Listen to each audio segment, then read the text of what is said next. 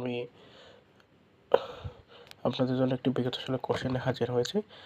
তো আপনাদের উপরে কোশ্চেনটি দেখতে পাচ্ছেন যে রোলিং স্টোন গ্যাথার্স নর্মাস। এখানে বলা হয়েছে রোলিং শব্দটা আসলে কী, এখানে জিরান্ড না পার্টিসিপল। তো এখানে রোলিং শব্দটা আসলে পার্টিসিপল। আর আমরা জানি যে কোনো ভার্বের সাথে আইএনজি যুক্ত হয়ে যদি সেই শব্দটি অ্যাডজেক্টিভের কাজ করে তখন আমরা তাকে পার্টিসিপল করবো। অপশনে পার্টিসিপল বা অ্যাডজেক্টিভ থাকলে অ্যাডজেক্টিভটাকে প্রাধান্য দিব, আর পার্টিসিপল সরাসরি পার্টিসিপল। তাহলে পার্টিসিপলের সঙ্গে আমরা যেটা বুঝলাম যে কোনো ভার্বের সাথে আইএনজি যুক্ত হয়ে সেটা যদি অ্যাডজেক্টিভের মতো কাজ করে তাহলে পার্টিসিপল। তাহলে এখন এখানে বাক্যে আমরা দেখতে পাচ্ছি প্রথমে আর্টিকেল রয়েছে, এরপরে নাউন। তাহলে আর্টিকেল এবং নাউনের মাঝখানে যে শব্দটা থাকবে সেটি অ্যাডজেক্টিভ, বা যেহেতু ভার্বের সাথে আইএনজি যুক্ত হয়েছে তাই এটি পার্টিসিপল।